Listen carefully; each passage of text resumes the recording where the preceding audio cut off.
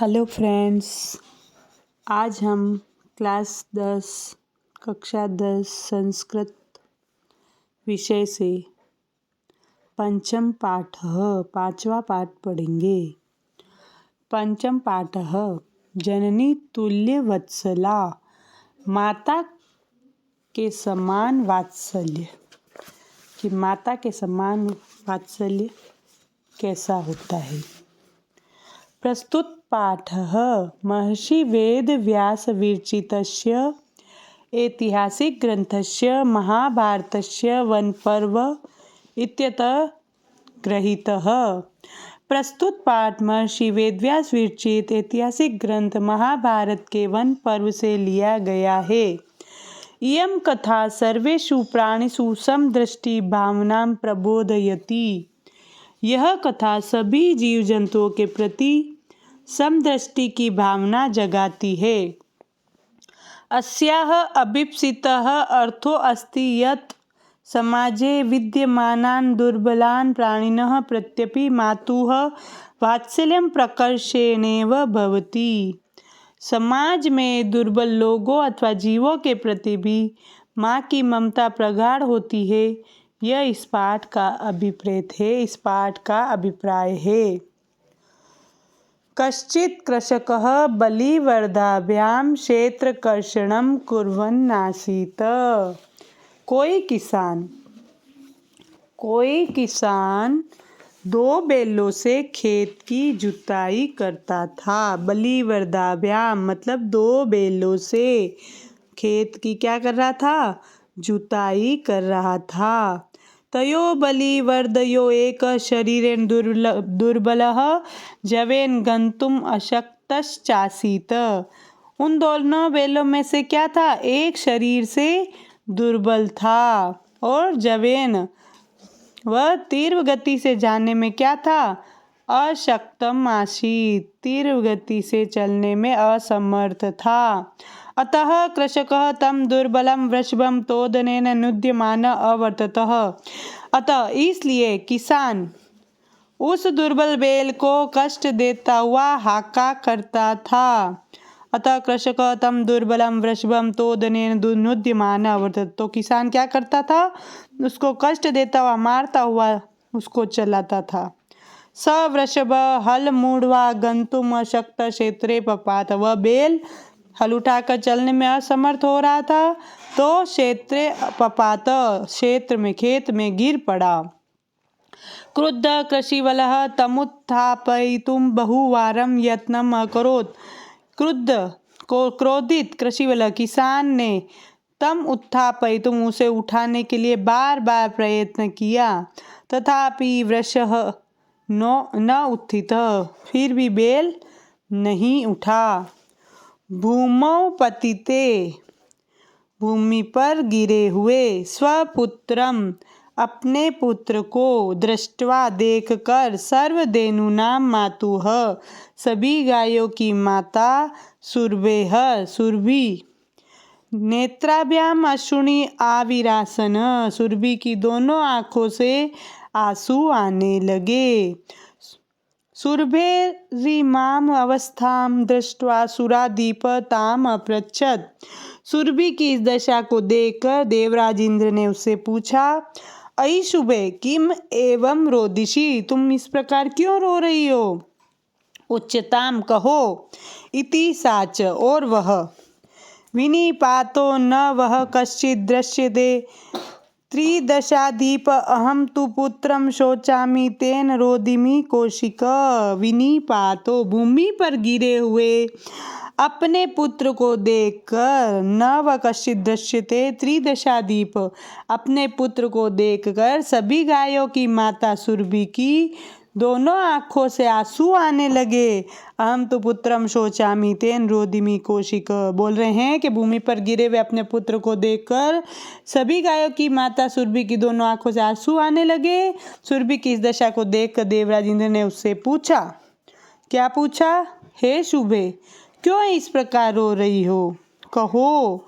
और वह माता ने क्या बोला कि हे देवराज इंद्र, तुम्हारा कोई भी गिरा हुआ दिखाई नहीं देता, मैं तो पुत्र का शोक कर रही हूँ। वे इंद्र उससे ही रो रही हूँ। वो क्या कह रही है कि मेरा बच्चा नीचे भूमि पर गिरा हुआ है, उसको देख कर मैं रो रही हूँ। क्या विनिपातो नव कश्चित् दृश्यते, नीचे गिरे हुए बच्चे को देखकर कौन ऐसा होगा जो नहीं रोएगा। हम तो पुत्रम शोचामि, मैं मेरे पुत्र के लिए सोच कर रही हूँ। तेन रोदिमि कौशिक, कौन ऐसा होगा जो उसके लिए नहीं रोएगा, तो मैं मेरे पुत्र के लिए रो रही हूँ। वो वासव पुत्रस्य दैन्यम दृष्टा अहम रोदिमि, हे इंद्र पुत्र की दीनता को देखकर मैं रो रही हूँ। सदीन इति जानन्नपि कृषक तम बहुधा पीड़यति, वह दीन है ऐसा जानते हुए भी किसान उसको बार बार प्रताड़ित कर रहा है। सकृच्छेण भारम उद्वती, और उसे कठिनाई से भार ढो रहा है। फिर भी इतरमीव दूरम वोडु स न शक्नोति, दूसरों के वह जुआ ढोने में समर्थ नहीं है, वह बीमार है तो भी उसे बार बार काम करने के लिए उत्साहित कर रहा है। तत् भवान पश्यति न, ऐसा आप नहीं देख रहे हो। इति प्रत्योवचत, ऐसा सुरभि ने जवाब दिया। भद्रे नूनम सहस्राधिकेषु पुत्रेषु सत्वस्वपि तव अस्मिन्नेवेतादृशं वात्सल्यम कथपि, हे भद्रे निश्चय ही मैं देख रहा हूँ, हजारों पुत्रों के होने पर भी तुम्हारा इसी पर ऐसा वात्सल्य क्यों है। इति इंद्रेण पृष्ठा सुरभि प्रत्युवाचत, ऐसा इंद्र ने सुरभि से पूछा। वो सुरभि ने फिर जवाब दिया। यदि पुत्र सहस्त्रम में सर्वत सम्मेव में दीनश तु सुतः शक्र पुत्रस्याधिका कृपा, यदि मेरे पुत्र बहुत सारे हजार मेरे यदि है इंद्र, यदि मेरे हजारों पुत्र है तब भी सभी में मेरा समान स्नेह है, फिर भी दीन पुत्र के प्रति मेरी अधिक कृपा होती है। उन्होंने क्या बताया, जो दीन पुत्र होता है, जो बीमार है, जिसके ऊपर दया करने योग्य है, तो उस पर मेरी बहुत कृपा होती है। बहुन्य पत्यानि में संतति सत्यम, वो बोल रहे हैं कि मेरे बहुत संतान है, यह तो सत्य है। तथाप्य मैं तस्मिन् पुत्रे विशिष्य आत्मवेदनाम अनुभवामि, फिर भी मैं इस पुत्र के प्रति विशेष कष्ट का अनुभव कर रही हूँ। यतो ही अयम अन्येभ्यो दुर्लभ, क्योंकि यह अन्यों से क्या है, दुर्बल है। सर्वेषु पत्येषु जननी तुल्य वत्सला एव, सभी संतानों में माता समान रूप से स्नेह करने वाली होती है। तथापि दुर्बले सुते मातु अभ्य दिका कृपा सजेव इति, फिर भी दुर्बल पुत्र में माता की कुछ अधिक कृपा स्वभाव से ही होती है। इति सुरभि वचनम श्रुत्वा वृषं विस्मित स्याखंडलस्यापि हृदयं द्रवत, सुरभि के वचन को सुनकर अत्यधिक आश्चर्यचकित इंद्र का हृदय भी क्या हो गया, द्रवित हो गया, पिघल गया। सच तामेव मसान्तव्यत गच्छ वत्से सर्वम भद्रम जायेत, तो इस प्रकार सांत्वना दी और उन्होंने बोला, जाओ पुत्री, सब कुछ अच्छा ही होगा, तुम जाओ अपने पुत्र की क्या करो, पुत्र पर दया करो, उसे बचाओ। अचिरादेव चंडवातेन मेघर्वेश्च सप्रवर्ष्य समाजयत, शीघ्र ही क्या, बहुत तीव्र गति से वायु और बादलों की गर्जना के साथ वर्षा होने लगी। पश्यत एवं सर्वत्र जलोप्लव संजात, देखते ही देखते चारों तरफ क्या हो गया, जल संकट हो गया, पानी पानी हो गया। कृषक हर्षातिरेकेण कर्षणा विमुख सन वृषभो नीत्वा गृहम् आगत, किसान अत्यधिक प्रसन्नता से जोतने के काम से विमुख होकर क्या आ गए, दोनों बेलों को लेकर घर चला गया। अपत्येषु च सर्वेषु जननी तुल्य वत्सला पुत्रे दीने तू सा माता कृपाद्र हृदया भवेत्, सभी संतानों में माता क्या करती है, समान रूप से स्नेह करने वाली होती है, किंतु दीन पुत्र के प्रति माता अधिक कृपायुक्त हृदय वाली होती है। अपत्येषु, अपत्येषु यानी जो नीचे गिर गया है, गिरने वाले पुत्र के प्रति, च सर्वेषु जननी तुल्य वत्सला, तो सभी जो जितने भी पुत्र होते हैं सबके प्रति माता का प्रेम क्या होता है, सभी के प्रति समान होता है। पुत्र दीने तु सा माता कृपा हृदया भवेत्, जो दीन पुत्र होता है उनके प्रति अधिक कृपायुक्त हृदय वाली होती है। इसलिए सभी के प्रति तो माता समान स्नेह करती है, लेकिन जो दीन पुत्र होता है उसके प्रति माता का हृदय अधिक कृपायुक्त होता है। तो इसमें यही बताया गया है कि माँ का हृदय सबके लिए, सभी पुत्रों के लिए समान प्यार वाला होता है, लेकिन जो दीन पुत्र होता है उसकी आवश्यकता के अनुसार माता की कृपा अत्यधिक प्राप्त होती है। अतः पंचम पाठ संपूर्णम। पाठ सुभाषितानि। प्रस्तुत पाठ विविध ग्रंथाः संकलितानां 10 सुभाषितानां संग्रहो वर्तते। प्रस्तुत पाठ विविध ग्रंथों से लिए गए संकलित किए गए 10 सुभाषितों का संग्रह है। संस्कृत साहित्य में सार्वभौमिकम सत्यम प्रकाशयितुम, संस्कृत साहित्य के सार्वभौमिक सत्य को प्रकाशित करने के लिए, अर्थ गांभीर्य को प्रकट करने के लिए पद्यमयी प्रेरणात्मिका रचना, पद्य में प्रेरणात्मक रचना सुभाषित मिति कथ्यते, जो भी प्रेरणात्मक रचना है उसे सुभाषितानि कहा जाता है।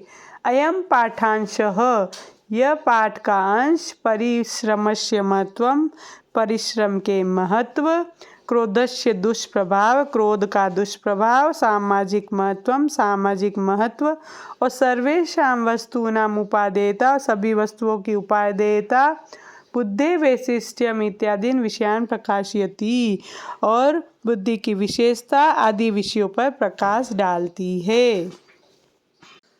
आलस्यम ही मनुष्याणां शरीरस्थो महान् रिपुः, न अस्ति उद्यम समो बंधुः कृत्वा यम नावसीदति।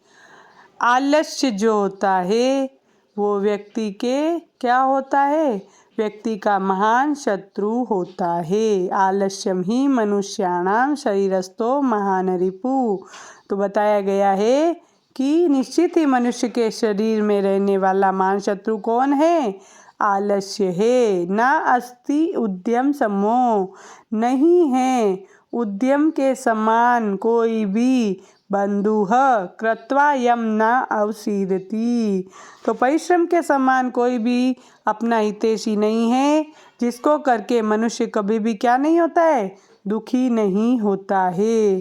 तो हमें हमेशा क्या करना चाहिए, परिश्रम करना चाहिए।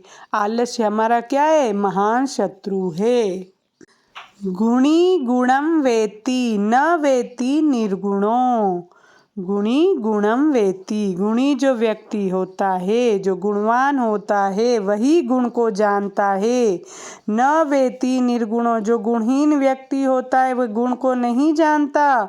बली बलम वेत्ति न वेत्ति निर्बल, जो बलवान व्यक्ति होता है वही बल के महत्व को जानता है, बलहीन बल के महत्व को नहीं जानता है।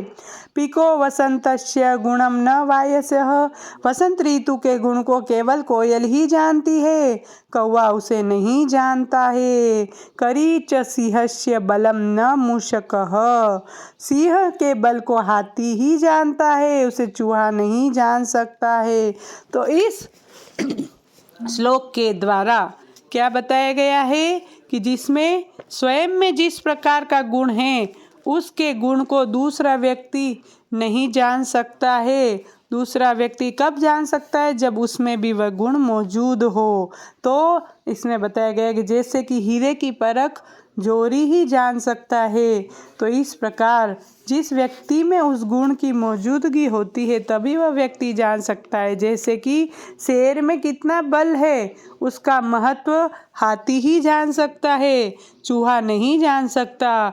तो इसी प्रकार बल की महत्वता, गुणों की महत्वता इसमें बताई गई है कि गुणवान व्यक्ति जो होता है वही गुण को जान सकता है, बलवान व्यक्ति ही बल को जान सकता है।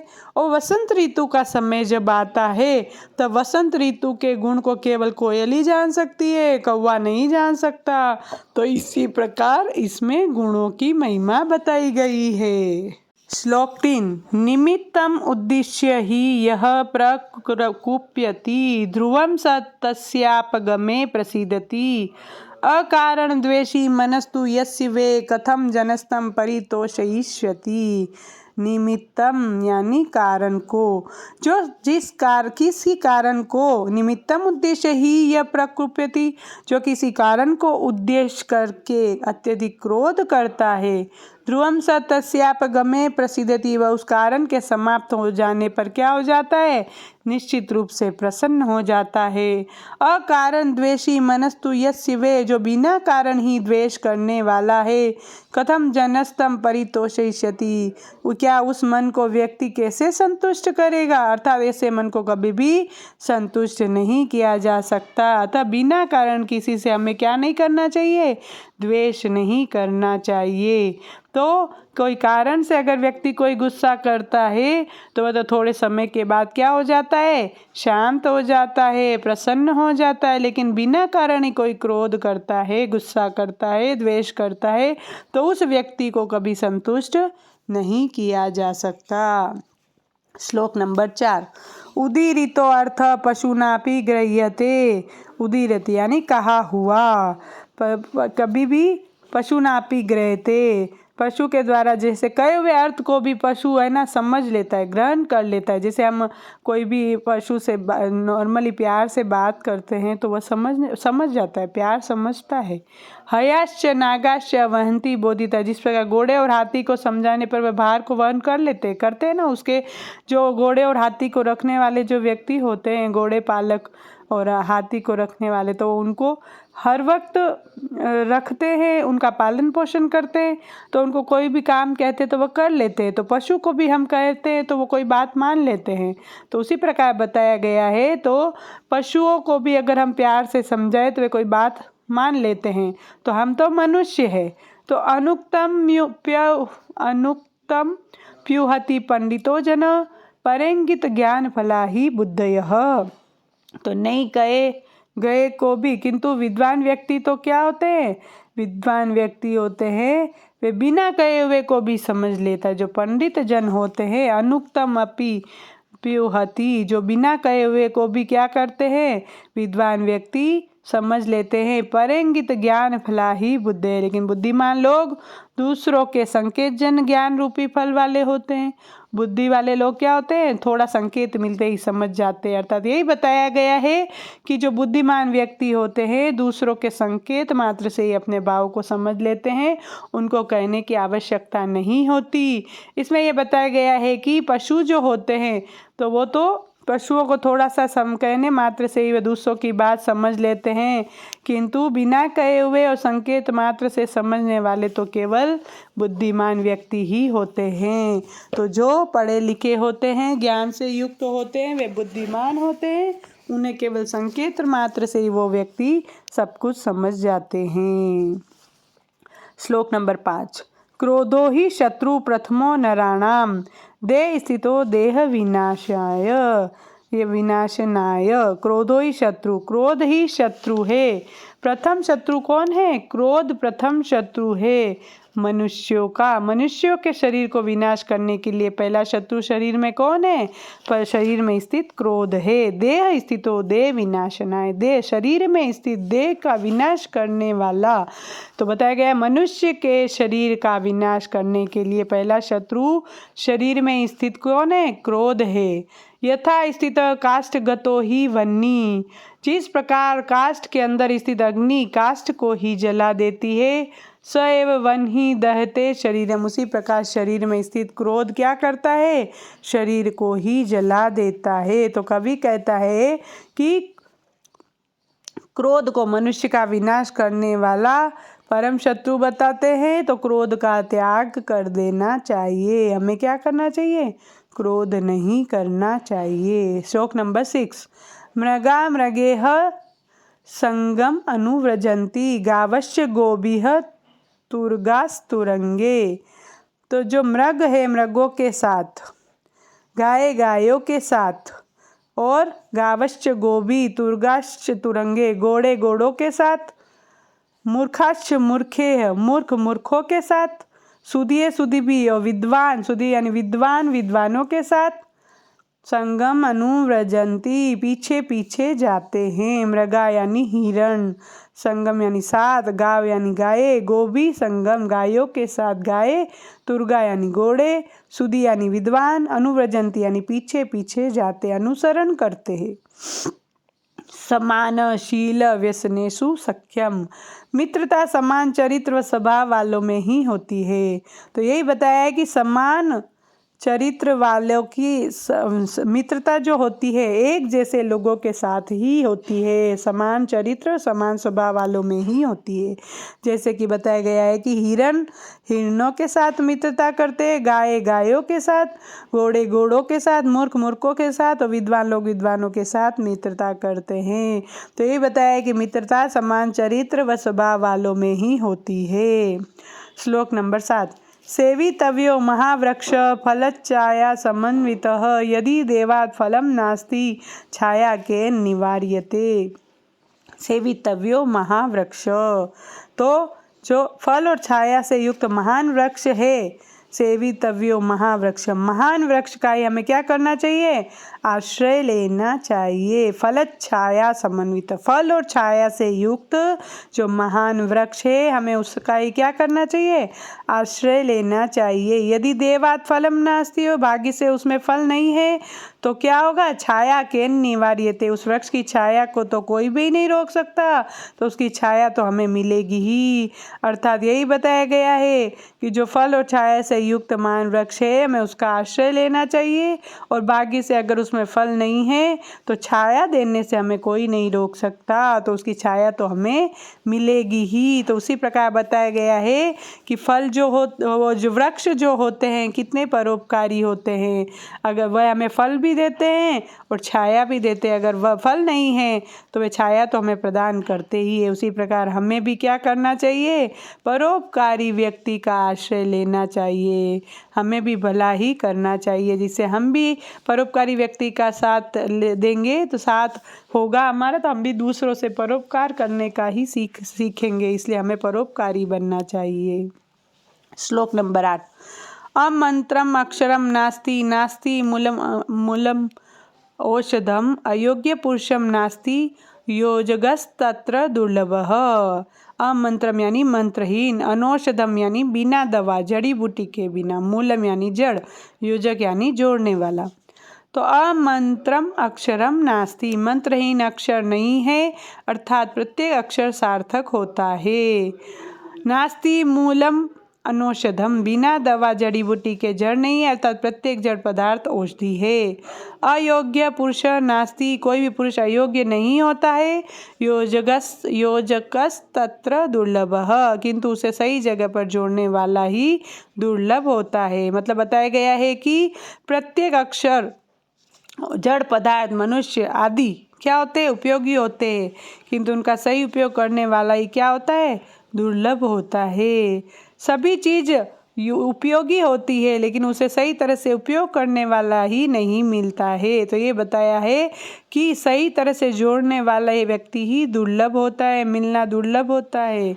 तो इस प्रकार से हमें क्या करना चाहिए, सही व्यक्ति की तलाश करनी चाहिए, सही व्यक्ति से जुड़ना चाहिए। श्लोक नंबर 9। संपतौ च विपतौ च महता मेक रूपता उदये सविता रक्तो रक्तस्त समय तथा।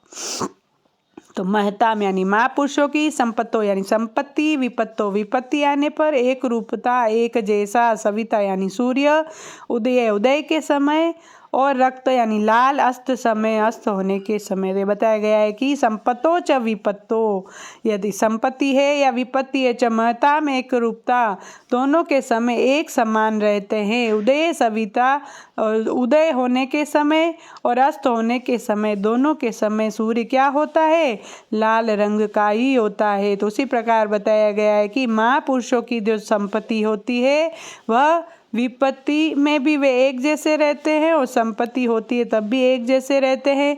उसी प्रकार सूर्य उदय होने के समय भी लाल वर्ण का होता है और अस्त होने के समय भी लाल वर्ण का होता है। तो हमें महान लोगों की तरह, सज्जन लोगों की समान एक जैसा ही रहना चाहिए। भले हमारे पास बहुत सारी संपत्ति है या हम विपत्ति में हैं, तो दोनों समय हमें क्या रहना चाहिए, एक जैसे बने रहना चाहिए, हमें घबराना नहीं चाहिए। विपत्ति होने पर भी नहीं घबराना चाहिए और संपत्ति होने पर भी नहीं घबराना चाहिए। तो हमें सज्जन व्यक्तियों की तरह होना चाहिए।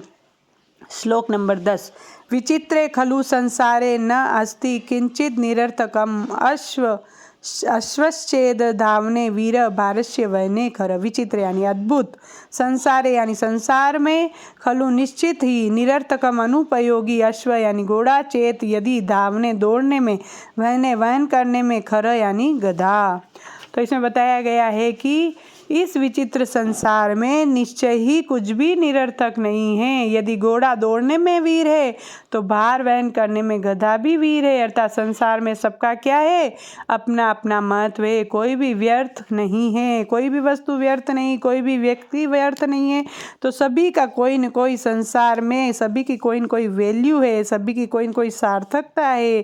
तो इसमें यही बताया है कि विचित्रे खलु संसारे नास्ति किंचित निरर्थक। इस विचित्र संसार में कोई भी व्यक्ति निरर्थक नहीं है, सभी का कोई न कोई महत्व है।